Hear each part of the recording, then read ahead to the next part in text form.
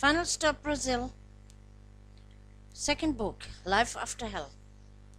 Chapter 1, The Hell of Aruja. Yes, I did survive the hell of Aruja, a woman's prison near Sao Paulo, Brazil. But the term prison is inappropriate. Concentration camp would be more appropriate. I left behind my dearly beloved son, my dog Max, and the man I had learned to love back then. Unfortunately, too late. Actually, this trip should have been only 2 weeks, but it turned out to be a journey of no return, part of a diabolical plan of my former partner Chris, a Nigerian drug dealer and fraudster, who wanted me out of the way due to his outstanding court trial, out of fear I would testify as a witness against him.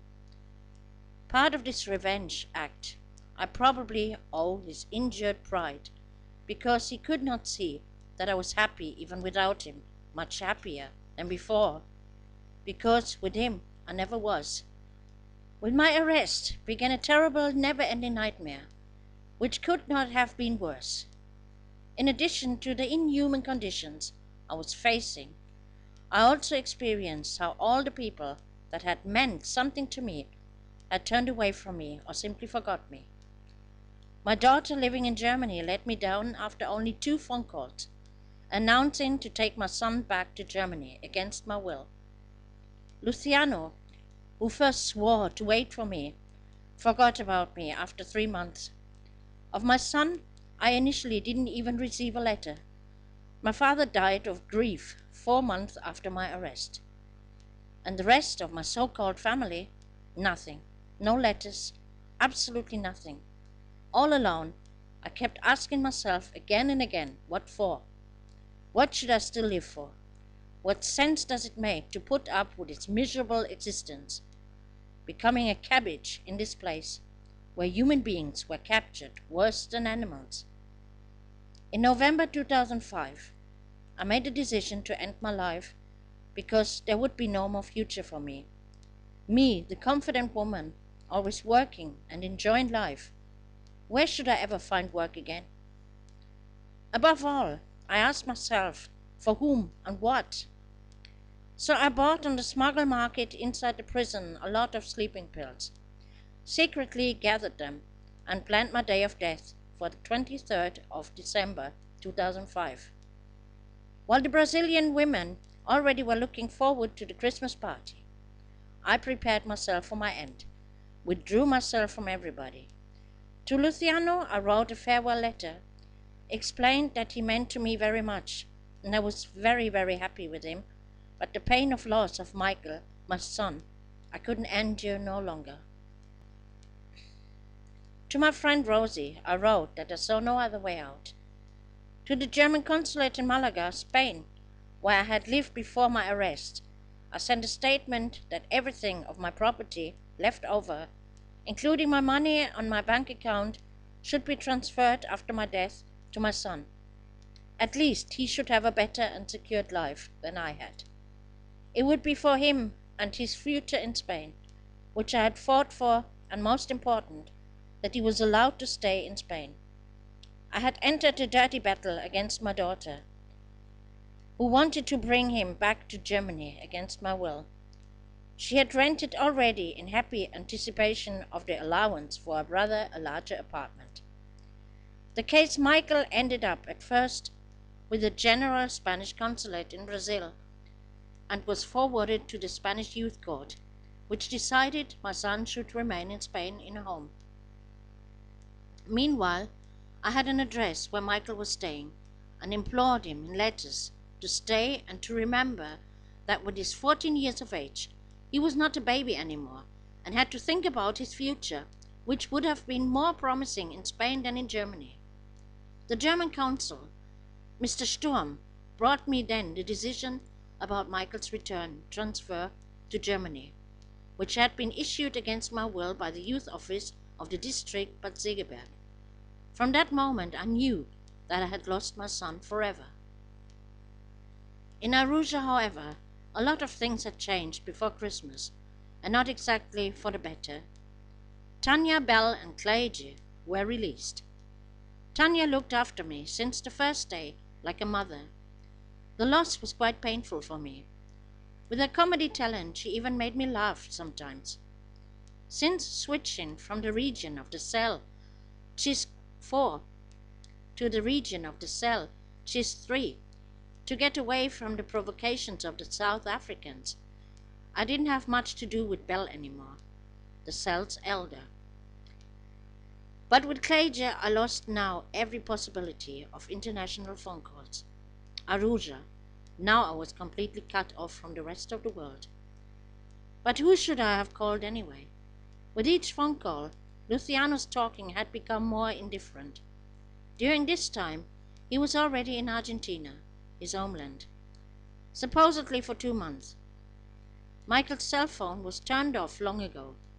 The last conversation I had with him had been in October, when he told me that Chris chucked him out of the house and he stayed in a home.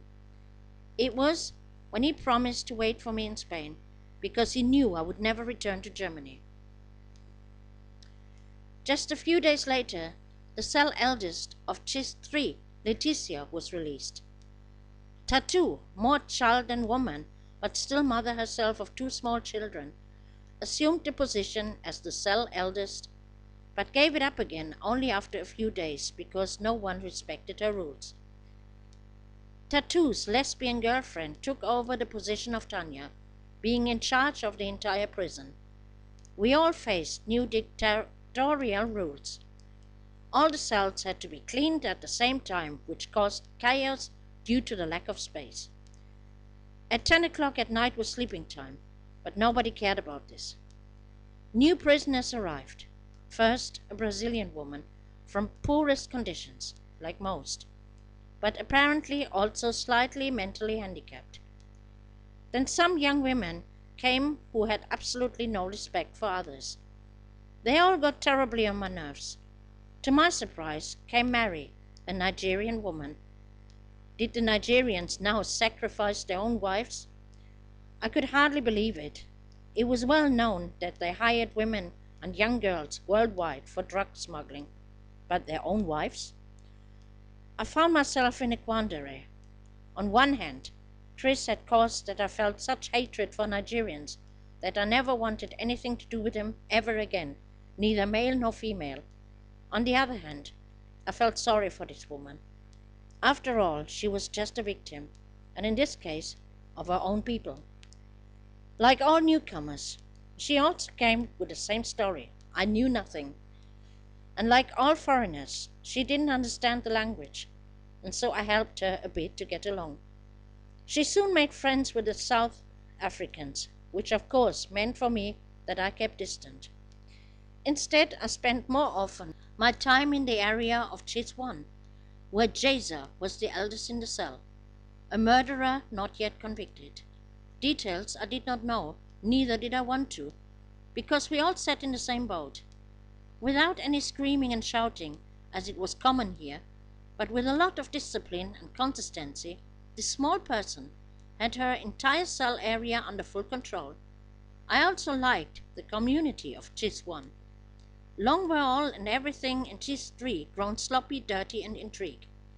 I didn't even like to take my coffee there anymore. So I paid Ado my coffee money for Jaser and had my coffee there. I offended, of course, all the rules of this prison, which was not necessarily harmless, but I didn't care, in contrary to Jaser, who assured herself by asking permission of Tattoo. In those few days, Tattoo was ruling Chis 3. She didn't see no reason why I shouldn't take my coffee wherever I wanted and gave her permission. In general, I remained very cautious, though, glad to be having still my own mattress that I didn't have to share with anyone, although I reacted by now pretty much careless to things like lice, cockroaches, toilet paper in the garbage bags, dripping full of shit, because the risk of clogging the toilet with the paper was too high, so it was basically thrown in the trash. But this new, older Brazilian woman made me feel like puking. Early in the morning, she crept through the area when everybody was still asleep. She probably looked for the best opportunity to steal from others. If others were eating their food, she didn't care and began to cut her toenails. Okay, with this she wasn't the only one. But when she began to pull out her hair and eat it, staring into nothing or at me, doing so, I got the gag. Just the same when she pulled up her spit through the nose with a disgusting noise, to spit it then heartily into the garbage bags in the center, or sometimes it ended up on the legs of others, like on mine, for example. Several times I ended up in a quarrel with her, but only earned a silly grin. Eventually, I gave up and tried to stay as far as possible away from her. Only Andrea, who I became friends with since her arrest, helped me a little over this time.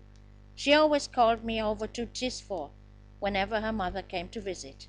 But even with Andrea, I didn't share my secret plan to end my life. After Tattoo, through her job as chief of the cell, another woman took over the reins. This one I could never really judge before, but she was also quite peaceful, competent, as she attempted to solve problems without a lot of yelling like Jason. Since I owned once again 3 plastic bags full of belongings, which was against the rules due to lack of space, everyone was permitted only 1 plastic bag of clothes and other private things. She organized a giant plastic bag for me and made 1 out of the 3. She also noticed that I hardly ever ate and tried to talk to me. To my comment, "I cannot eat that shit here," she suggested ordering diet food for me. Only for her sake. Because she really made an effort with me, I tried it and was eating a little diet food each day. She convinced herself of this every night, because everybody had noticed by now that I was just skin and bones. Nevertheless, I preferred to maintain the contact to the women of Chiswan. There were the lively Serena, Anifa, and Sonia from Mozambique, and the Brazilians, Laura, Gabi, Nega, and Jasa. Anifa kept defending me from Luisa, a somewhat less privileged Brazilian from Chis 3, who was looking for a lesbian friend and had taken a choice on me. It was getting so annoying that words alone were useless, and I needed sometimes to give her some blows to make her understand that I was absolutely not interested. Sonia was quieter than the others, but she often pushed some cookies into my hands to make me eat at least those. Serena, a veritable bundle of temperament, always happy, infected others automatically with her permanent good mood. She animated me to do quite some nonsense and jokes with her at times. The biggest joke I tore at the expense of Louisa. Once again she had made an attempt to get close to me. I asked her with deadly serious face in the presence of Serena, Sonia, and Anifa, "Do you know why I'm here in Aruja?" She shook her head negatively. "Because of triple murder, and you'll be the 4th if you're not leaving me in peace." I made a significant gesture with my hands. Eyes wide with fear and trembling, her mouth open, she sat on her mattress, while it was dead silent at first, until finally everybody, except Louisa, broke out into peals of laughter. She never ever followed me any more after this. My popularity, however, had increased all the more in the eyes of the others. In Chis 1, the women began to cook their own meals with the help of little electric stoves. Nega and Gabi always gave me some of their cooking, which even had a taste of food. Jasa also gave me something every time I entered the cell, either food, biscuits, or she offered me juice. Nevertheless, I was counting the days until I would find my peace at last, forever. My wish to be dead was almost overwhelming me. I tried to imagine how it would be. My life passed before me once again like a movie, and the result wasn't all too bad. Actually, my life had been fulfilled and rich. The times of happiness had always been too short, like the time with Tony, with Saidu, with Collins, the few months I had with Luciano before this trip to Sao Paulo. Collins, who showed me what real love is. Maybe I would meet him again, yes. As for Luciano, it still hurt so much, as the day when it became clear to me that I would never see him again, but I was grateful to God for the brief period in which Luciano gave me everything I was looking for in a lifetime. Professionally, I experienced success in all jobs and positions. From the world, I certainly didn't see all, but a lot, though, and I finally managed to leave Germany for good. With a clear conscience, I could safely say that my life was richer than that of many others much older of age. At night, I held silent conversations with God, but I got no answer to whether it was a sin to end a life which is not worth living anymore. The days passed, Christmas came closer, and a big Christmas party in Aruja was planned. By now, 3 cells owned each a little stove to cook. The menus were planned. The families bought everything necessary outside. The entire prison was cleaned and scrubbed. Even the moldy walls in the cells were covered temporarily. At the last visiting day, before Christmas, a stereo system was brought inside by the families. Everyone was in a very cheerful mood. On the 22nd of December, the chief of CHIS 3 and Tattoo's girlfriend were dismissed. This chief of the cell, apparently always quite cool and composed, but who made me eat diet food, broke into tears as I hugged her goodbye. Now she made me promise her to continue eating. That promise I could easily give her. For me, there was only one more day. Mr. Waldmann, a retired pastor of a German church in Sao Paulo, came to visit me on the 23rd of December. He was commissioned by the German consulate to take care of German prisoners, or not, on volunteer basis. Anyway, I thought it was more than tasteless and insensitive to wish me a Merry Christmas. He brought also Christmas gifts like homemade cookies and Christmas cake baked by his wife, which I really did appreciate. Further, I received chocolate, body lotion, shampoo and cigarettes. The very same day I shared everything among the prisoners and ate the rest myself at once with cravings. Due to the dismissal, Tattoo was again the chief of the cell, and Erika from CHIS 1 was the warden of the entire place. Nobody knew what was going on inside me, and neither had I spoken about it. I was already feeling a euphoric anticipation, which made me completely loose and relaxed. Alone, I listened to a bit music on my mattress, waiting for the coffee from Gabi by 9 o'clock, the very last one. Took it then and waited until everybody was busy with themselves. Soon all were dancing samba, singing and occupied with other things. No one noticed when I took the sleeping pills out of my short pockets, shoved them under my blanket, and drank each time 5 at once with some juice, until I had swallowed all 23 pills. I lay down on the mattress, prayed for myself, asking God for forgiveness, to have muddling around in his business, and prayed especially for my son Michael. My final thoughts were on him, until sleep overcame me, of which I hope to wake never again. 25th of December 2005. This could not be true. These women were shaking me until I finally woke up. The fact that I woke up at all after 23 sleeping pills just stunned and confused me. Unsure if I perhaps ended up in hell rather than in heaven, I asked for the time. It was already Christmas Day, 25th of December, and they told me that I had slept throughout the entire Christmas. I didn't even wake up during the cleaning, when they pushed and shoved me back and forth, together with mattress and all. More asleep than awake, I only marginally realized the plate with the rest of the Christmas meal in one hand and a cup of Coca-Cola in the other. The next day I was still confused, but a little clearer. How could this happen? Why was I still alive? I did not understand the world anymore. Mary came over to me and told me that on the 24th of December, some officials from the Justice Department had come into prison to assure that all foreigners would be relocated to a different detention facility until the 5th of January. Should it really be that the good Lord intended not letting me die, instead rescue me from this hell of Aruja?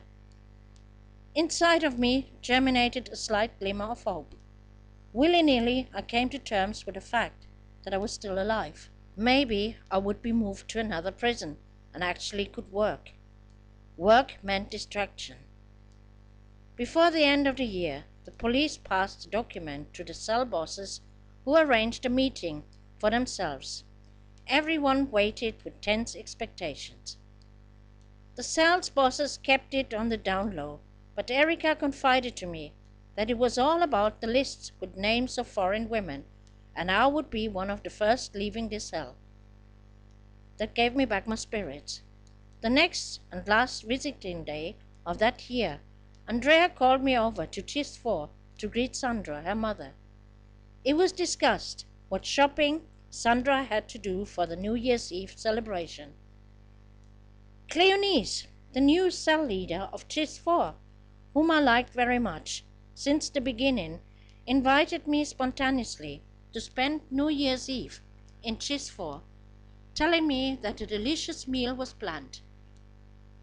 I gratefully accepted her invitation. To be on the safe side, I also asked her again what it was all about with this list of names. Smiling, she confirmed to me, "Yes, Rita, you will go." With this information, I could look forward to the New Year's Eve. On the morning of 31st of December, I tried not to think about it that this was my birthday, and I managed to displace it very well. At noon, I went over to Chis 4 to watch TV with Andrea. Sueli and Cleonice were still busy preparing the New Year's Eve buffet.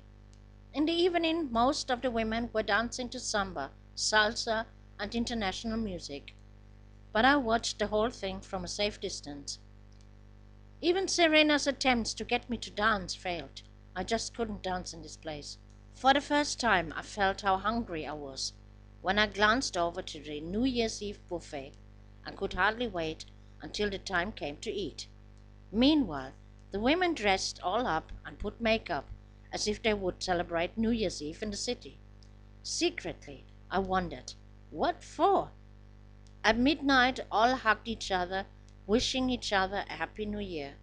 Everything like it always had been, only with the addition liberdade, freedom. Andrea and I already watched hours earlier on television the changing of the year in Europe. So in Spain and Germany, for a moment happened what I had tried to avoid all day, to think of Michael and Luciano, and it gave me a pang to the heart. Andrea noticed it, took my arm and pressed it firmly, without saying anything. Words would not have been superfluous and meaningless. It passed. I did not want to think any more. But in this place, a lot of women started crying at midnight, which didn't make it any easier for me. But when at last the buffet was opened, there was no stopping for me. Potato salad, spaghetti, various fried meats, and much more. Especially the fruit salad from a variety of exotic fruits, such as pineapple, mango, melon, oranges, and bananas, I could not resist. At the end of the night, I was for the first time glad to be still alive. New Year's Day was unexpectedly similar. This time it was Jeza who invited me to the Chis 1. Gabi was doing the cooking, and her food was as always very tasty. The rest of the day I spent in the Chis 1, for most of the others were still lying flat from the previous night. There was indeed no alcohol, but the very tough ones had gotten drunk on mixed nail polish remover with juice to celebrate the day. The ones less tough had filled the stuff in plastic bags to inhale it and get high this way. In the Chis 1 there was no such thing. Jeza had her girls under control. In the following days I got the impression that between Cleonice and Jeza was a kind of secret agreement, for I was now alternately given a plate of food one night from Chis 1 and the other of Chis 4. Gabi from Chis 1 saw to it that I was constantly taking my coffee every morning and evening. Actually, I could not complain. They took care of me very well, and the dirt inside here I had long been accustomed to. From unpleasant women I just kept away. Serena, who slept outdoors before, was now moved up into the cell and called me almost every day in to watch TV with her. Except that I was still sleeping outdoors under the open sky in the CHIS 3 area, I lived practically in CHIS 1 and became more and more friends with Jesa, even though she refused repeatedly my request to move entirely into the CHIS 1 area. By what reason, however? But I believe to know the reason. Jesa lived since 2 years in a relationship with Jury, a very masculine lesbian. I had the impression that for her there was more than friendship towards me, as hinted sometimes by her touches, and she wanted to raise no jealousy. Also, to be bound by her instructions would have caused problems. Jesa realized pretty quickly that I didn't let anybody give me instructions. As it was okay. For me, this friendship also meant a lot, and I didn't want any problems with Jury, who was watching jealously over Jesa. At the end of the first January week, the men of the Justice Department turned up again, explaining to us that, unfortunately, all would take a little longer with the planned relocation. We would have to be patient a little longer. However, until the 20th of January, all foreigners should be moved. I was not quite sure what to make of it. What could be so difficult to transfer 16 foreign women to other prisons? Once again, there were meetings and discussions about who was going where and when. In the end, all just speculation. When the consul, Mr. Sturm, once again deigned to visit, every time for me an unpleasant event, because I couldn't get along with this man at all, I got the confirmation it was all just hot air, because he knew nothing of it. After his alleged fourth request for my transfer, he only received the answer that perhaps something in the near future was possible, according to his statement. He also brought some paperwork for me.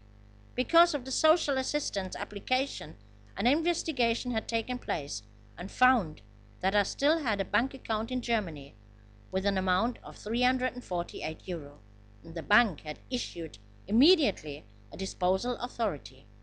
This account was long forgotten, but I remembered now. On this account was once a large sum. When I returned to Spain, I left the money in the account and gave Kathy access to it for emergencies. Suddenly it struck me like lightning. The guilt feelings that had plagued me since the death of my father were completely unjustified. Had I not given Kathy, during the first call, and also in my letters, instruction not to let my parents know anything, my father would not survive it due to this weak heart. 5 days before his death, I received a letter of my mother writing me that Catherine had asked them for money because I was in Brazil in custody. Why had she not simply withdrawn the rest of the money from my account? Then my parents would have needed to know nothing, and my father might still be alive. But I suspected that at the time the account was empty, and she had to pay up again in the event of an investigation, because I remembered now that I previously had more than €1,000 on this account. I immediately signed so she wouldn't be taking out the rest and use it herself. At least I wouldn't have any financial worries in the meantime. Without money, you were in a fix here, as there was no work. The Brazilians could be largely financed by their families. This calculation was easy, of course, because what they had earned before with their drugs, telephone fraud, transactions, or robbery had made so much profit that they could feed their families very well and left enough so the families could feed the family member in jail.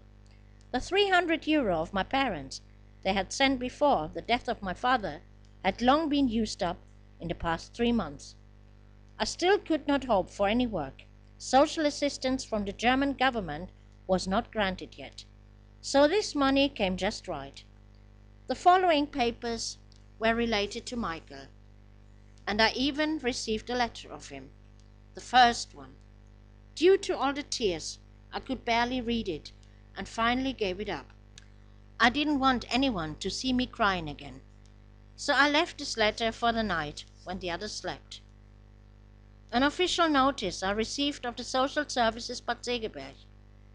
Here I was now told that Michael was transferred on his own request to the SOS Children's Village in Norderstedt. The fact that I now had lost custody, I was just told in a minor manner, as if it didn't mean anything, but it's Mr. Weisfeld, the official guardian for Michael. He would keep me informed about Michael's development. My sorrow turned into bitterness and anger, rage towards Kathy. After I did everything to prevent that she took over the guardianship, she persuaded Michael to come to Germany with who knows what kind of promises. This was ruthless and sneaky. This was not about revenge or any of her evil little games to take away people from me, like my former husband Geraldo. Well, it wasn't real love, but he was a loving father to Michael, and we were good living together until Catherine destroyed everything. No, it was about my child who suffered from asthma and depression in Germany, for whom I had built a new life in Spain, a better one. I had lost this fight, and I knew long ago my son too. Resigned, I asked Mr. Sturm, "May I am still allowed to write to my son, and can he write to me?" "Yes, but the contact is even desirable," he answered. The next form was a proof of income I had to complete. Yes, the German authorities were always in a hurry with claims. Ridiculous. I was asked for partial reimbursement of Michael's accommodation. I knew it all too well. For years I had to pay for Catherine's escapades to the Youth Welfare Office with interest and compound interest. Nobody had asked me then, the same as now, where I should take the monthly installments from. As a single mother, her father had not once been approached for payment, neither Catherine herself, when she was working. But this didn't give me no headache. I would never go back to Germany anyway. Rosie, my friend, who still was on my side, had even offered to take care of Michael. I gave Mr. Sturm the data of Rosie, so he could forward it to this gentleman Weisfeld. Just the thought that Michael was moving around in Hamburg, or stayed with his sister and a shady environment, put me in a panic. The small town near Hanover, where Rosie was living, was a much better basis for him to get through this difficult time. Also, I was sure that Rosie would do anything in order to maintain the contact between me and Michael, just as she would enable him to return to Spain later. Mr. Sturm assured me to pass it all on, however, restricted that Michael had a saying in the matter, and certainly would want to stay near his sister. After I acknowledged the receipt of the documents, I asked him about the lawyer, Mrs. Bischoff. Once again, Mr. Sturm, in his arrogant way, drew his alleged statement from his pocket to say for the upteenth time I was in debt with €181 on my Spanish bank account, and therefore was no money available to pay Mrs. Bischoff, who demanded €4,000. Once again I tried to explain to him that this was an account transaction slip and no account statement. In vain. He believed nothing, and attributed the absence of Mrs. Bischoff to the fact that I could not afford her as a lawyer. It simply made no sense to continue discussing with him, so I took my leave of him. Hopefully, the next visit will be in another prison. He shouted after me. I did not react. What had this man done so far for me? Nothing. He was only doing his everyday job, pure routine, without regard to losses. Depressed and demoralized, I returned to hell. In the night, I shed bitter tears as I read Michael's letter. "Hi, Mom. How are you? Hopefully not too bad. First off, a Merry Christmas. Finally, I can write to you, and I will now write more often. But now, the bad news.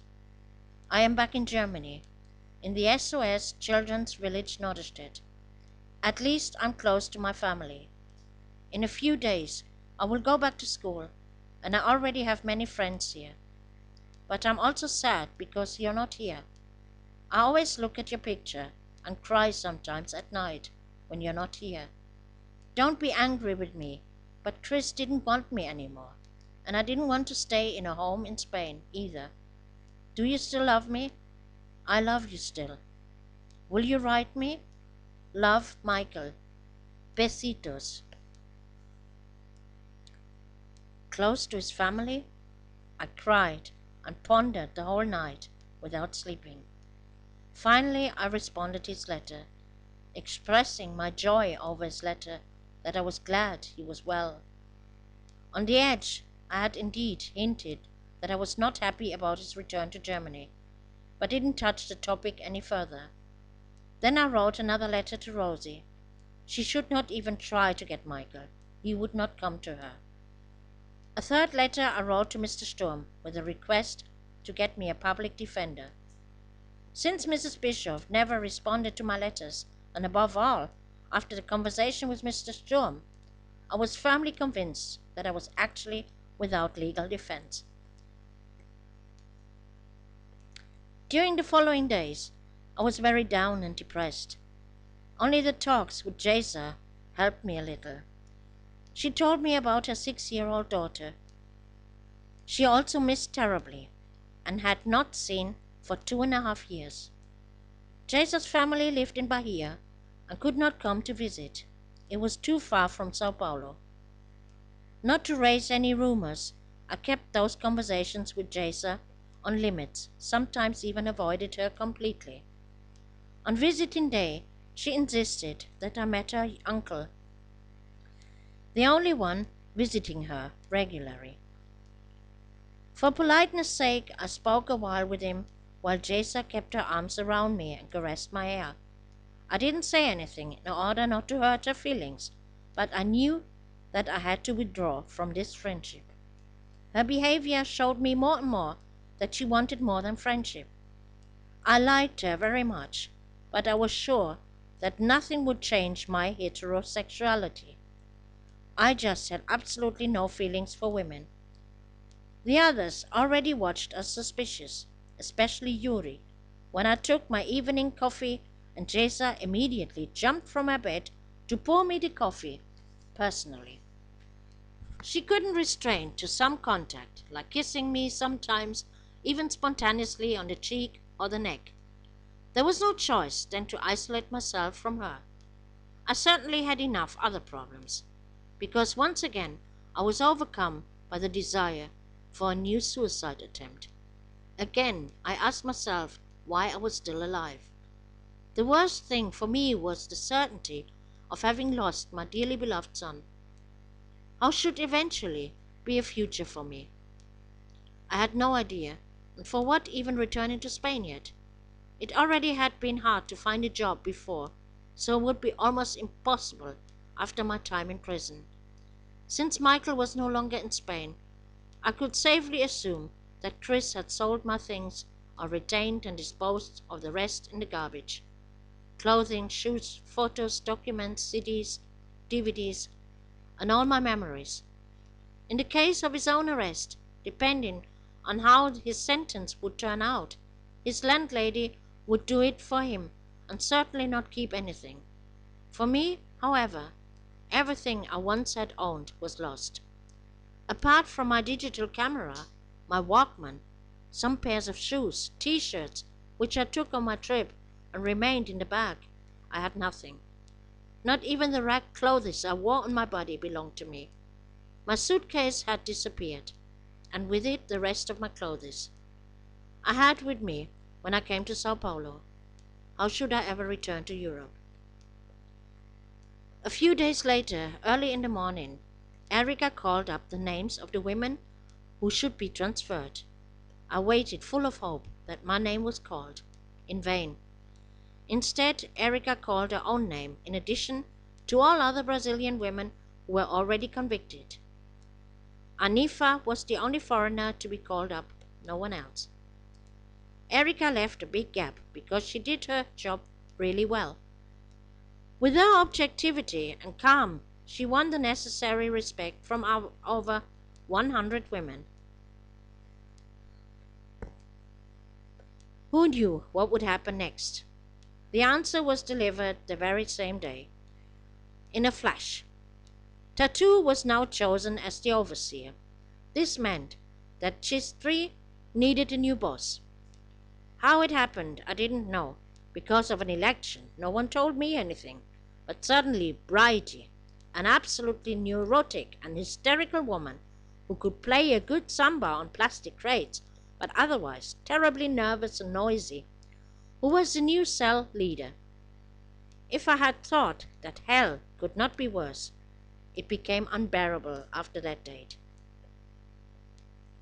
Letitia and her followers had still given importance to the cleanliness. This was now ignored, and Chistri turned completely filthy. Bridie didn't have money at all, which was a big problem, because all cells had to do the major purchases, such as cleaning products themselves. All she could was yelling and commanding in a dictatorial tone, which was followed the same way by Tattoo, now supervisor of all 4 cells.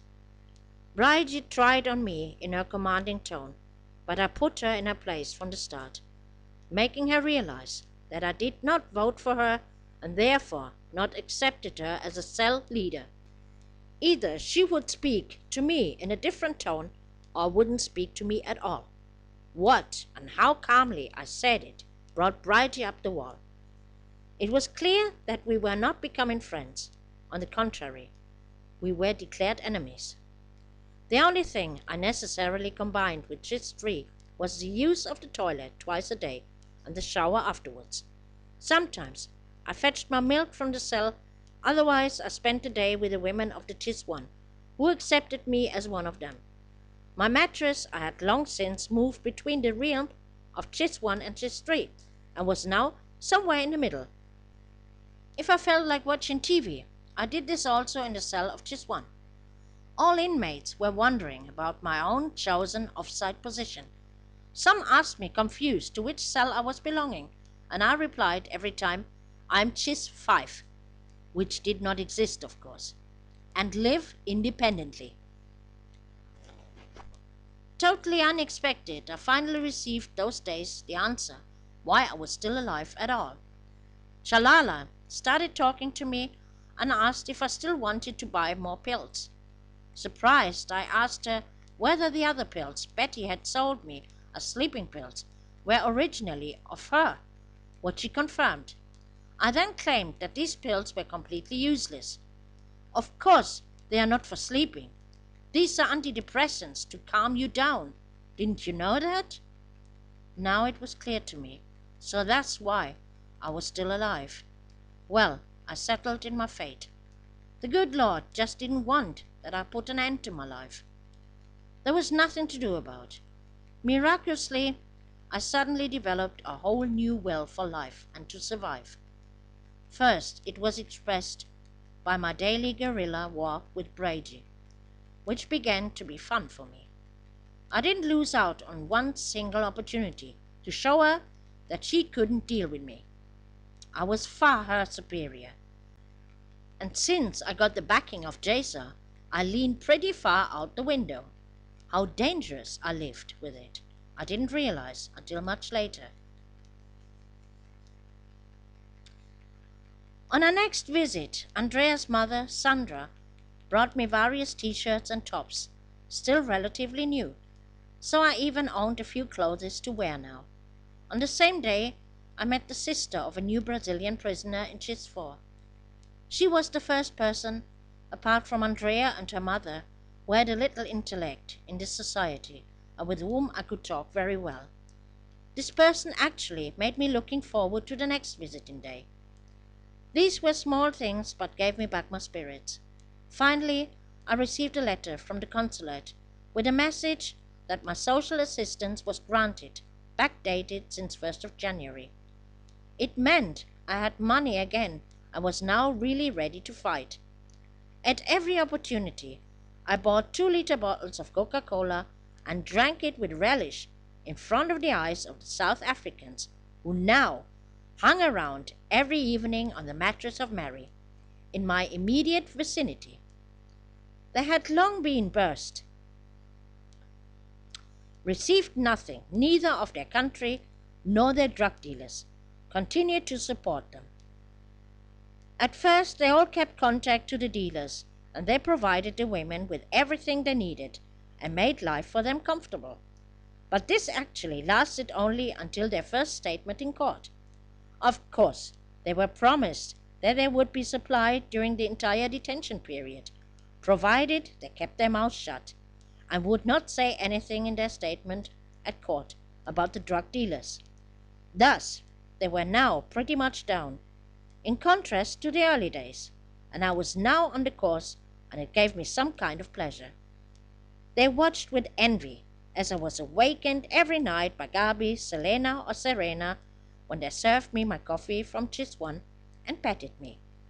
Of course, the longing glances didn't escape me when I ate a plate of biscuits, donuts, and other goodies with my coffee in front of their eyes. Just as they behaved before, they got it back from me now. The more I read Michael's letter, the angrier I became, and the more a thought in me began to assume more and more forms.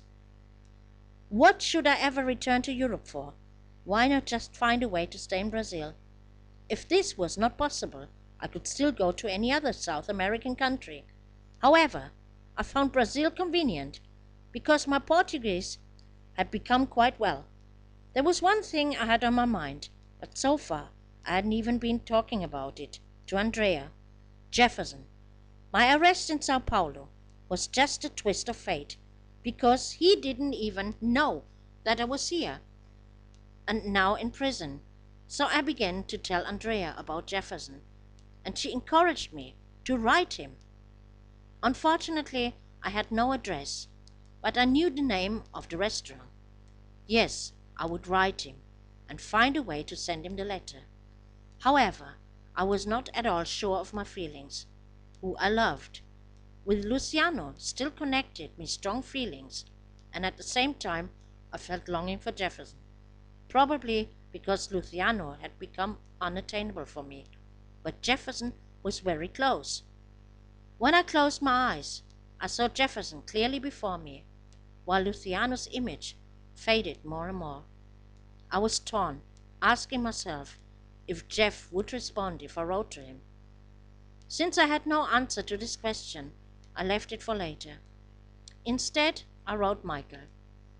However, it was a very angry letter, in which I pointed out to him quite clearly the impasse in which he placed himself with his hasty return to Germany. I lost custody, and this I told him so that he understood what it meant. Should I return within the next year, he would not be allowed to come to me to Spain, because I had no more rights on him. I pointed out to him the sacrifices I made for him, and that all was in vain. The time I spent in Gibraltar, wasted time, all that money for the language school for him to learn Spanish, private tutoring or Spanish lessons to fill the gaps he still had in the Spanish school, a waste of money. I also explained to him his own situation and what awaited him in Germany. No work, no apprenticeship courses, and should he at some point even be lucky enough to find work, he would be punished for years by repayments to the Youth Welfare Office, because I would not be around to be asked for money again. I reminded him of his asthma problem that would likely return in Germany. The only positive aspect was that he probably would not be drafted into the armed forces. I expressed all my anger and disappointment. He had only considered the moment, but not his future. Disappointment that he had broken his promise he would stay in Spain. Instead, all our things, and above all, Max, our dog, he simply had left behind, and simply forgot all his friends in Spain. Anger that he was persuaded to return to Germany by his unscrupulous sister, not by anxiety, but out of envy and malice against me. She could not even take care of the future of her own children. The future of Michael she wasn't interested in at all. She had now achieved what she wanted. The fact that Michael grew up under the sun of Malaga was a thorn in her eye since her visit. Undoubtedly, She loved her brother, but she could never endure if I or he were better off than her. I also opened Michael's eyes about the responsibility of his sister for the death of his grandfather. It had to be. But one thing I did not forget, to write him how much I loved him, prayed for him every day, and whatever happened, he would always be my son. Another letter I wrote to the consulate in Malaga about the statement on my money. If I would not survive here, he should get my money only under the condition that he returned to Spain and lived there as a resident. Otherwise, they should leave everything to the animal protection in Malaga. After I sent these letters, I felt better.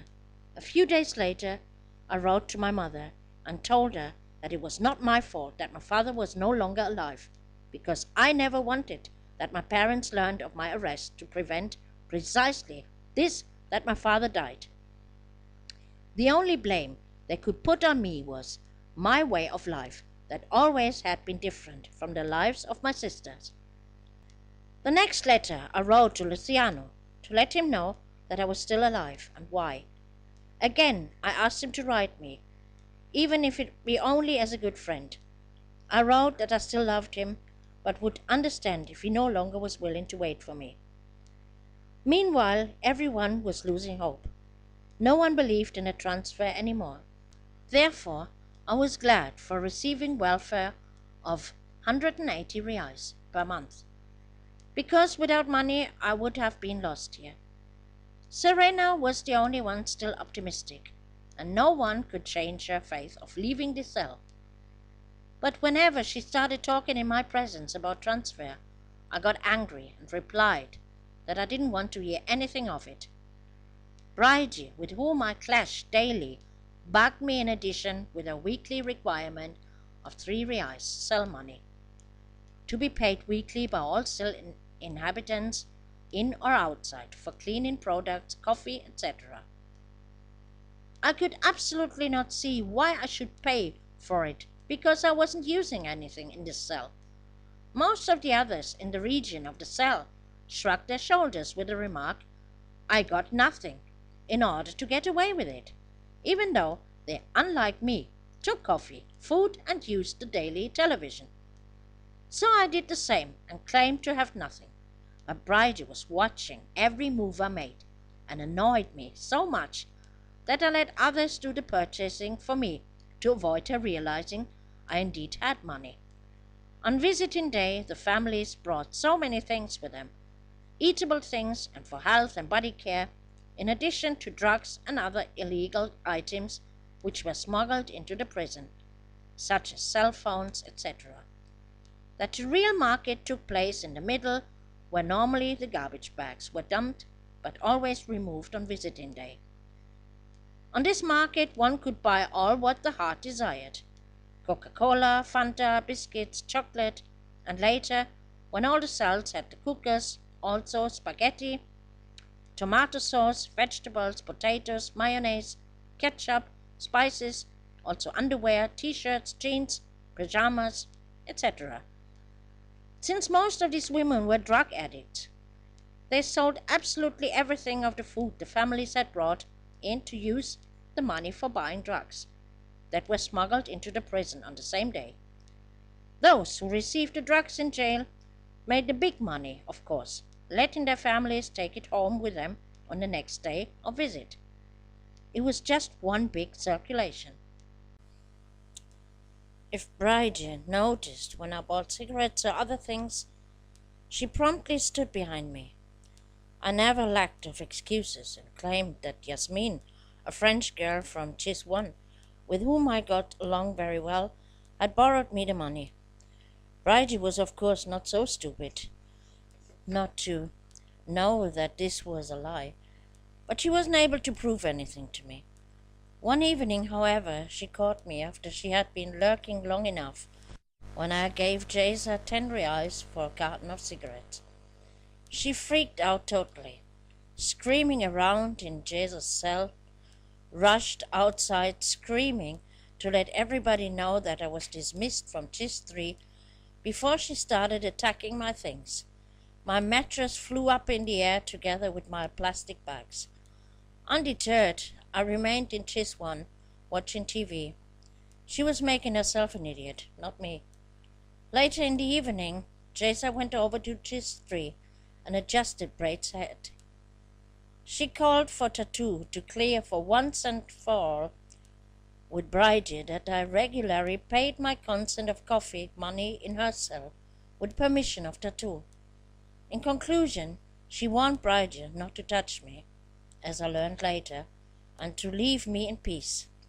Because even if I did not belong to Tis 1, I was still under Jesa's personal protection. It was late in the evening, after the fun of Bridget and me had subsided for the others. Sonia remarked laughingly, "You will see, Bridget is going to kill you tonight." Jesa advised me to go to sleep. With this, however, I couldn't comprehend. Loud, I demanded that my stuff would be arranged back by Bridget, but she was no longer seen. Tattoo, to whom I complained, kept herself entirely out of the affair. So I arranged the mattress by myself, laughing cynically. Until late in the night, Jesa sat with me and we talked, but I had the feeling she wanted to protect me from Bridget, and therefore sat on my mattress. That this idea was not too wrong later, because I was not the only one who had problems with Bridget. A few days later, I wrote a letter to Jefferson. It was my first letter in Portuguese. By using the dictionary Sandra had brought for me to learn, I explained why I didn't go to see him during my stay in Sao Paulo, but I didn't mention Luciano. I wrote to him that my feelings towards him had never changed, and I needed him now very badly. I described the situation in which I found myself, and begged him to contact me. The finished letter I showed Andrea, who smiled at some passages about my lousy grammar, and about the Spanish words that had crept in, and asked me if Jefferson could understand Spanish. All in all, she was satisfied with my first attempt of a Portuguese letter, though. I asked Pastor Waldman on his next visit to take the letter and bring it personally to the restaurant, even better, handing it directly to Jeff. The man seemed a little confused and asked what this was all about, whereupon I explained to him that Jeff was playing an important role in my life, and it meant a lot to me that he received this letter. During the next days, I lived only by my hope either to hear from Pastor Waldman or even Jeff himself. I took refuge in daydreams in which Jeff played the leading role. Familiar scenes of Fortaleza, his birthplace, and the place where I learned to love him. In my dreams, I built there a new life with him. Whenever I could, I closed my eyes to see Jeff and me together. In these moments, I was far away from hell. At the same time, however, I also waited eagerly for mail from Luciano. In moments when I faced reality, though, I knew that I had long since lost both men already. I had to think about me and a new life after prison. I told myself again and again, and thus the idea to stay in Brazil took more and more forms. After my detention, however, the deportation procedures to Germany would be initiated automatically. This I had to circumvent in any case, or somehow evade later to another South American country. But that would make it senseless for me to learn Portuguese, for only in Brazil the language Portuguese was spoken, in contrary to all other South American countries where Spanish was the national language. I answered a letter from my mother, brought by Mr. Waldman.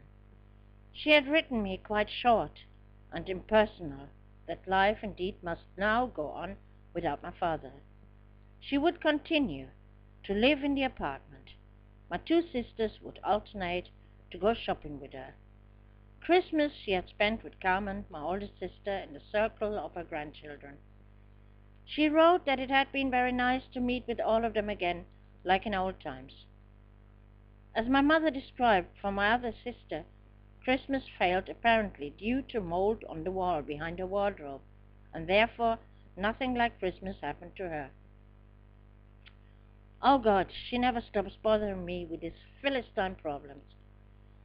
I just looked around and almost laughed at the sight of these almost black walls from mold here in hell. I got the impression that she overcame quite quickly the death of the man with whom she was married for 55 years. The conclusion of her letter, however, drove tears to my eyes. She described what happened after my father learned that I was in jail in Brazil. He refused to eat, just cried all the time. Ultimately, he died on the 23rd of October after he went shopping with my mother. My father never learned to show his feelings, but now I knew that he was the only one in his family who loved me. I asked my mother in my responding letter to tell me something about the funeral, since I could not attend it. Instead of telling me about problems such as mold behind closets, I deliberately let my mother know that I did not ever intend to return to Europe, thanked her for the last €100 she transferred for me, but asked her, however, to keep her money for herself. I didn't want money donations from my family. This, however, I did not mention in the letter. Nevertheless, I began to count.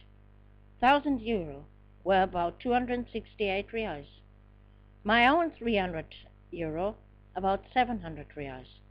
In addition to the 180 reais social assistance, which I should now receive each month.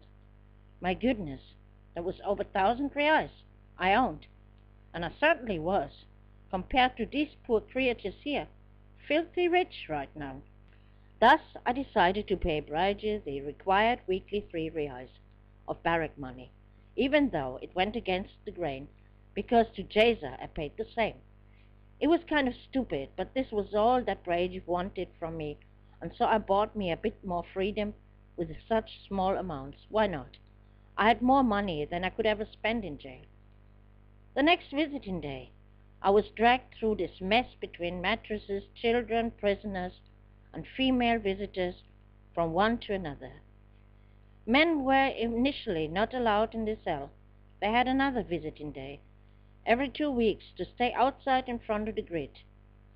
This was always a pitiful sight, when the women were hanging in the bars to exchange kisses and caresses as best as possible.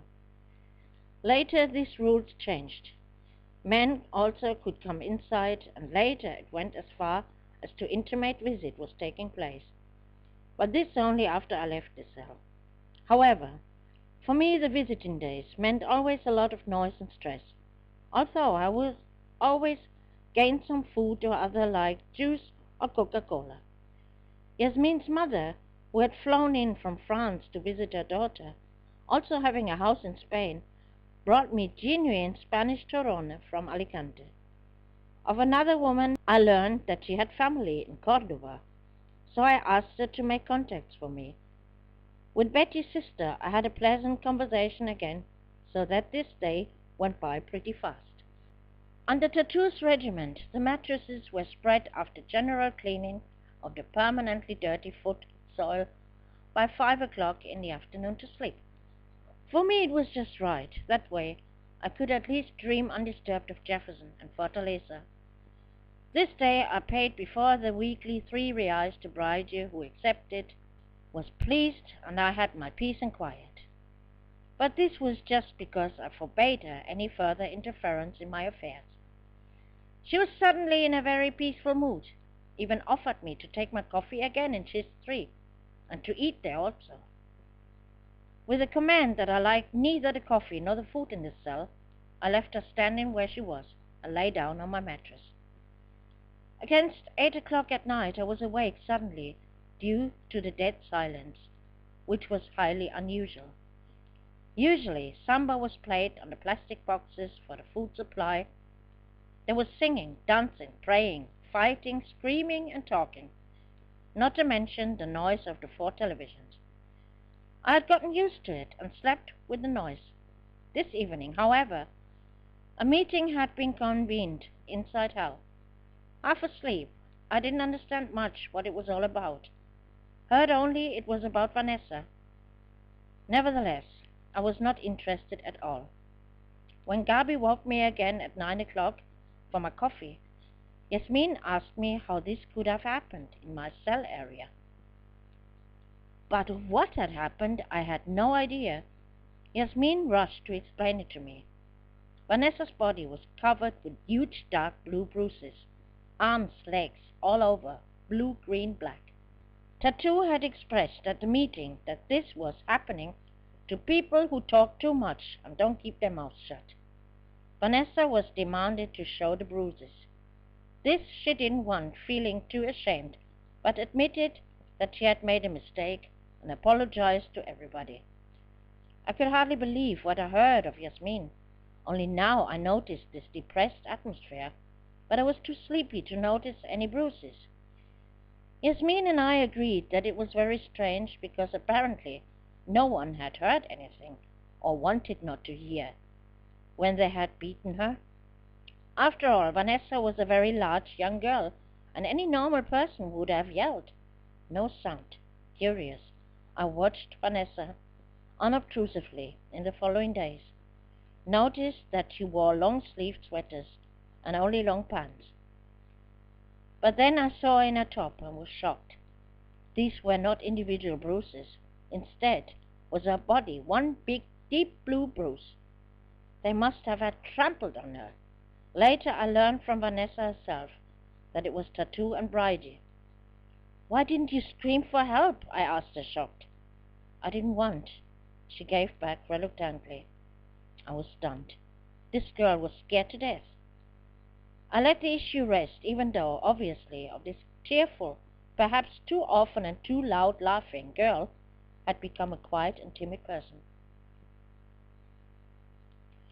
After I was called into the office, I was greeted, to my surprise, by Mrs. Bishop, the lawyer, whom I no longer expected. Indeed, she apologized for her long absence because her husband was very ill and she simply couldn't get away. After Christmas, she had indulged in a week of holidays, but now she would be available for me.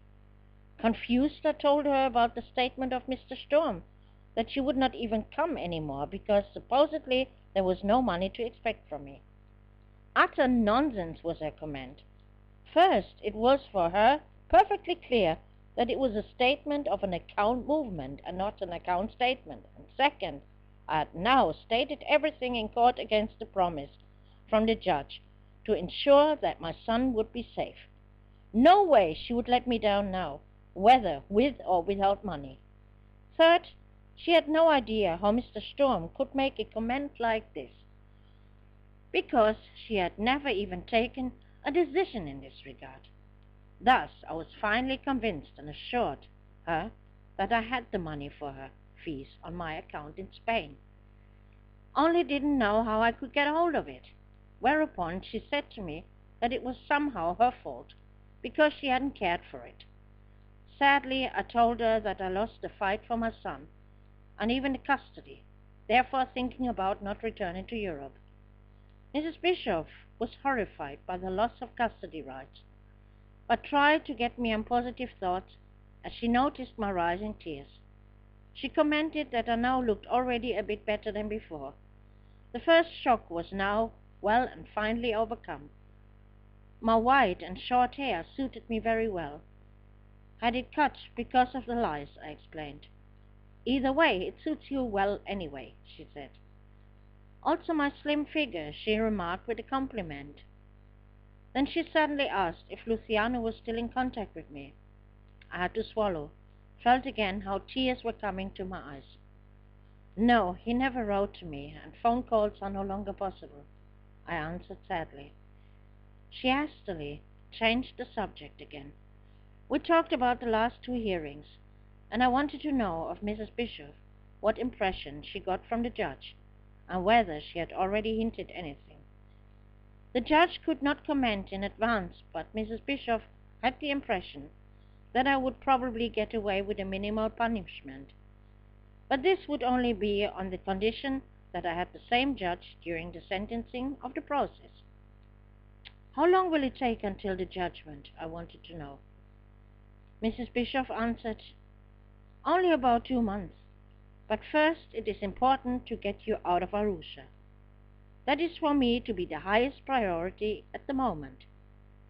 Since I was totally unprepared for her visit, I couldn't think of nothing more at the moment what I could have asked. So we said goodbye. She promised me to visit again very soon.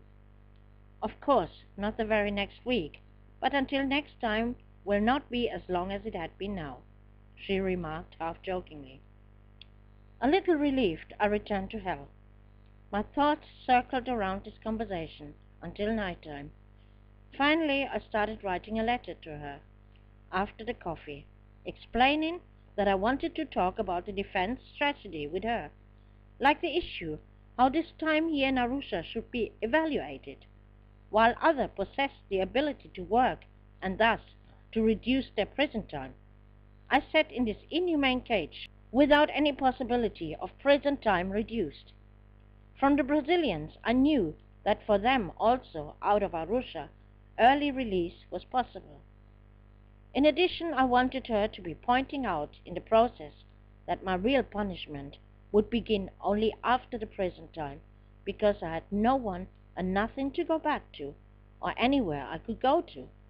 I had nothing to wear, no papers, no more memories, like my photos, CDs, DVDs, furniture, car or money, nothing more. The worst, however, was the loss of my son, my dog Max, and Luciano. Even as I wrote about it and asked that this should be taken into account in my defense, I felt an overpowering desire for Luciano, like I didn't feel it in a long time, and again it brought me to tears. What I would have given for hearing again his sweet, soothing voice. This prompted me at the end of the letter to beg Mrs. Bishop to call Luciano and get a clear answer of him whether he was still with me or not. The cost of this phone call I offered to take over, of course. Long since I knew the answer to this question, because after my numerous letters, in which I had asked him again and again to write me, explaining to him how important it was for me to receive some lines of him, he had not considered it necessary only once to reply. During the following days, I dropped back into depression, because I realized that everyone had turned their back on me. Family and friends in Germany, what had they been worth for? Nothing. They forgot people like that. Here in Brazil, it is very different. Husbands, mothers, fathers, sisters, brothers, and the children were not missing a single day of the visit. This gave those women immensely force. I had no one. It was a horrible feeling to be forgotten by the world. It didn't even frighten me anymore when the 4 cell overseers were called to the police office and came back furious a little later. At the following meeting, it was announced that with immediate effect, FedEx deliveries for the prisoners had been banned. The only way to receive goods like food, cosmetics, clothing, writing utensils, etc. from friends, relatives, or drug dealers who could not or would not come into prison personally. The reason for the sanction was that someone had passed on some kind of information to the guard staff or police about the illegal things happening in the cell, and this was now the penalty for it. Even during the meeting, I felt many hostile glances directed at me. I was the one being suspected. After all, yes, I was a few days before outside to meet Mrs. Bishop in the office. I briefly wondered if anyone else was outside, but ultimately I didn't care. I had not done anything wrong. After completion of the meeting, I overheard Brasil, exceptionally quiet, talking to someone, and my name was mentioned repeatedly. They didn't even notice I was close by. Later I asked Fatima, who had been sitting during the meeting next to Brasil, what had been spoken, but she lied to me. Nothing about you. You don't need to worry. But this was exactly a cause to be getting nervous. I remembered the bruising of Vanessa. It was important to know what Jeza thought about this matter and whether she was still behind me or whether she also suspected me. I was looking for eye contact with her, but she avoided me. If she would also turn against me, I was in serious danger. However, I had no other choice than to wait first what would happen. Later, when I sat next to Yasmin, I was called into the cell of CHIS 3. Bride, you wanted to talk to me. Sent word to me. Casually, I went into the cell. Fear? No, I did not feel fear. Bride, you wanted to know why I was the only one leaving the hell whenever I had a lawyer or anyone else visiting me, and they didn't come to the outside iron bars like everyone else's lawyer or visit. Quick-witted, I answered her, you know what? I even asked for it. Feel free to tell this to the guards. I have never asked to be allowed to go outside to the office. On the contrary, I would even be happy if my lawyer and the consul could get a picture of this dump. Moreover, if your suspicions are directed against me, I can only say this. First, I have nothing to tell these people out there, and secondly, they don't even know that I speak and understand Portuguese. Until now, I got along quite well playing stupid. So if you want that my lawyer comes inside here to the steel grating, please talk with the guards. Bride was speechless, which happened very rarely. She expected anything but not this answer, and to put one more on top of it, I asked her if that was all, or whether she still had another problem with me. No, you can go. The tense silence reigned again when I casually strolled out of the cell, but back on my mattress I hid with difficulty that I was sweating and my hands were shaking. Later in the evening, Jury, Chase's partner, came and sat down with me on my mattress, which was very unusual, asking if everything was okay. Yes, why not? I asked the counter question. For a moment Jury gazed at me with a piercing glance, got up without saying a word, and went back to CHIS 1. When I later spoke with Andrea of the incident, she told me I should not worry me, because she knew only too well that I was not the traitor. Nice that you know, but that doesn't help me with the others, I answered her, whereupon she whispered to me that Chris, the HIV-infected, was constantly out there, including the day before, and she was very heavy under suspicion. Little more confident, I lay down to sleep, but I was on the watch out. The next day, Jury sat down with me again. With Jesa, I avoided to talk until now, because I didn't want to give the appearance of fear, or as if I was seeking protection from her. Jury began to make strange hints, so I said directly that I had no reason to talk with someone from outside, and none of the guards know that I understand Portuguese. Surprisingly, Jury said, I believe you, and Jesa anyway. She has staunchly defended you at the meetings. We know that it wasn't you. You are under the protection of Jesa and me, but still keep being cautious. That was really what I wanted to tell you. And with that she left me alone. I was very relieved that Jesa never doubted me. Saturday I went to eat again as normal in CHIS 1. However, emotionally I still felt very, very bad. When I watched TV together with Serena, overcame me suddenly a howling misery. Against my will, I was powerless and could not suppress my tears. Serena, noticing immediately, asked me what was going on. I apologized for my outburst with a lie that I had a lot of pain, whereupon Elsie pushed a painkiller in my hand, and Gabi spontaneously offered me her bed with a comment I should get some proper sleep for a change. It didn't stay unnoticed by Bridget that I accepted the offer. Someone who could see right into the cell went to tell her, and shortly thereafter she was with an excuse in CHIS 1. When she saw me, it sparkled again, very dangerous in her eyes. With her false friendliness, she asked why I would not watch television in CHIS 3. Oh, leave me alone, I gave back to her, and Gabi shut with a grin the self-made curtains of the bed. This showed the angry Bridget. CHIS 1 stood close behind me. Once again, a list of names circled around of those permitted to leave the hell. I realized quickly that I wasn't on it. This time, all pregnant women were being freed from hell. Despite my disappointment, I granted it for them. At least it appeared as if something was on the move. Quite some time now there hadn't been any new foreign arrivals. Mary, the Nigerian woman, had been the last, and that was before Christmas. The signs were good that something happened, and everybody was once again full of hope. But this was a few days later destroyed, with Brenda, a South African, like all the others, brought from the airport directly to Aruja. Angry and disappointed, I explained to Serena, Sonia, and a few other African women the meaning of this. We would never be moved out of here if they started bringing in new foreigners. It was all a big lie. Brenda herself wasn't even to blame for it, but I did not like her just for the fact of it, and didn't hide it either.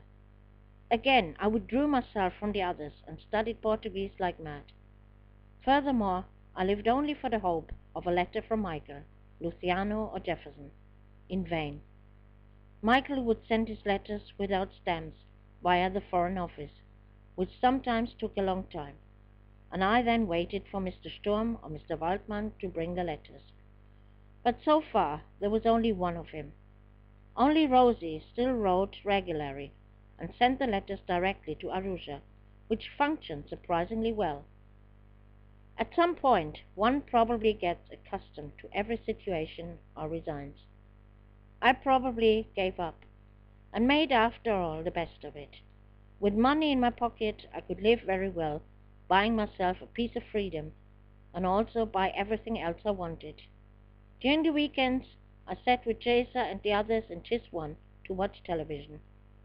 All week I was looking forward for one television program on Saturday, Sabadazo, a music show, starting in the morning until late afternoon, with many Brazilian bands and singers appearing and playing music such as samba, baile funky, ballads, and some pieces set on Asia. I really liked. In the evening we watched movies. Whenever Gabi was cooking for us, I participated actively in the course. My Portuguese pronunciation was improving with time, so that I could not only make myself understand, but actually talk now in fluent Portuguese.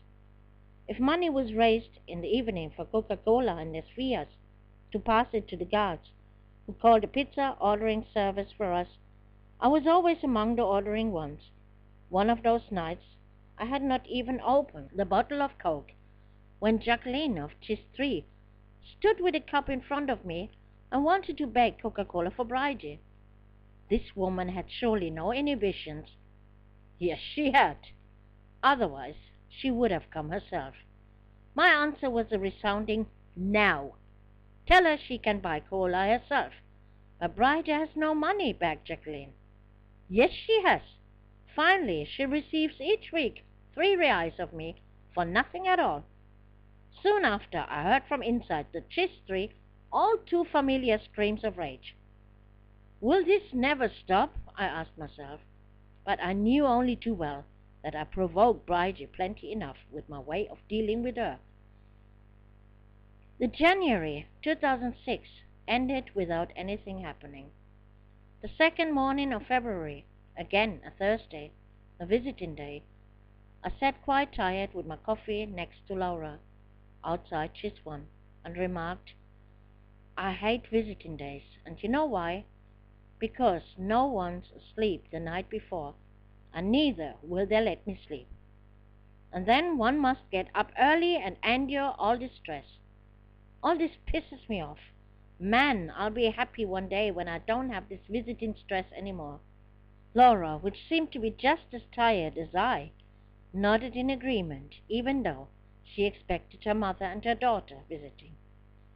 Suddenly and unexpectedly, a new list of names was handed in from the police. I didn't even bother to get up to hear what names were called, but in disbelief, after Tattoo twice repeated my name, I jumped as if I was stung by a tarantula. Fina, the Portuguese, was also on the list, but, strangely enough, we two were the only 2 foreign women from a total of 8, able to escape the cell here. Happy as I was, I ran to Fina to embrace her. But she wasn't at all happy, because in her lesbian girlfriend Laura she had found a support. Everybody needs somehow. Now she would be separated from Laura. Teresa didn't seem to be very happy either when I hugged her as well. One after the other in Tis One awakened, and I saw myself surrounded by those who were honestly happy for me. Andrea then stood before me and said incredulously, "Rita, che ir embora. You go." I fell around her neck, but she pulled me to my plastic box, which I organized myself to store my things there, and helped me packing the few things I had to pack. The warm blanket brought by Mr. Waldman was actually the only thing I had left after the shocky troop had come. I left it with Andrea now and only took my 2 plastic bags. Weeks before, I already had given Mr. Waldman all my correspondence and my only jeans, which became far too large for me. All the other things in the box I left for Andrea, who should take what she needed and distribute the rest among the others. From Andrea I got a big linen bag, because the plastic bags were already torn. My photos I prepared on the back with addresses and phone numbers, and, to make absolutely sure, wrote them again in the middle of an empty writing pad, because I didn't know what would be confiscated in a new prison. With my bag in my hand, I went to Tattoo to ask impatiently when we are going to leave. Smiling, she said only, "Rita, calma, calma. You have still a little time. Go and take your coffee first." In high spirits, I ran to Tis 4, the cell where I spent the first month under Tanya's and Belt's supervision. The only one, even longer in the cell than me, were only Cleonice. Sueli and Paula had left. All others had arrived after me. So I took my leave from there too, ran back, then to Tis 1, stopped, turned around and ran to Tis 3. It just didn't seem right to me to ignore them. So I ran into the cell called Adios Amigas, to which they all wished me good luck there. That was it. Now I wanted to take my coffee in peace, if one could call it peace. Gabi was waiting with it already. Teresa sat up on her bed and said, "Ah, the last coffee here, ne?" It should sound like a joke, but she couldn't hide her sadness. Then suddenly I was surrounded and hugged by all of Tis 1. Everyone talked to me, and I got 100 good advices. At one point I was torn by Gabi in her arms, speaking through tears. "I really like you, Ritinia." I also had to swallow. I never would have dreamt that it would be so hard to say goodbye to these women here, who had become to me a kind of family. Serena kept me gripped as if she never let go, and big, dark black Bibiani pressed me firmly to her breast. She had hoped so much to be the next. "Next time it will be you for sure," I tried to comfort her. Gabi gave me finally 2 rolls of toilet paper and a tube of toothpaste, a sort of farewell gift. She had hardly anything, so I refused at first, but she urged me to take it because wherever I would go to, I would need it well. Once again I hugged her. Teresa stayed discreetly in the background so far. I had to promise all of Tis 1 to write. Certainly I would do that, because I would never forget my friends here. The other 7 women gathered already before the iron curtain, as Teresa were softly and decreased, made me promise to write. Soon we would start. Still I was surrounded by a bunch of people all wanting to say goodbye, but I could take a quick look at Belinda, who was sitting in a corner of Tis 2, totally devastated and sick. She was the first of the South Africans, and longer here than me, even though she was from the enemy camp. I felt sorry for her.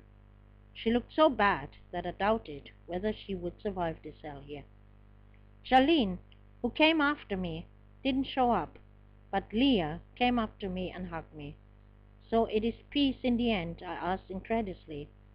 "No matter what, I wish you all the best," was her reply. Then another surprise awaited me in the form of Bridie, who was suddenly in front of me and muttered in a hectic nature several times, "Disculpa." Now opened the iron gate. We passed through this one and further through an intermediate door. We were now on the other side of the grid, where normally stood the men and the lawyers. Andrea held my hand throughout the bars. For the first time I saw tears in her eyes. I caressed motherly her face and said, "Take care of you, little one. We stay in touch. Firmly promised. Give your mother a big kiss from me." Around us, everyone shouted, "Vaya con Dios." Again and again, everyone saying goodbye. A narrow alley opened between all the women around Andrea. They gave respectful way for Jesa, who came silently to the gate, grabbed my hand, and caressed my hair again and again. Firmly she looked into my eyes as she spoke the words, "I will miss you." I answered her, "I will never forget you and the others." We were then let out for good. For a moment I had to fight back tears. Unbelievable, but these women had actually become for me a kind of family, who had clothed and nursed me with food, gave me encouragement, more than I ever received from my own family. In the office we were handcuffed to each other. The tears were already forgotten.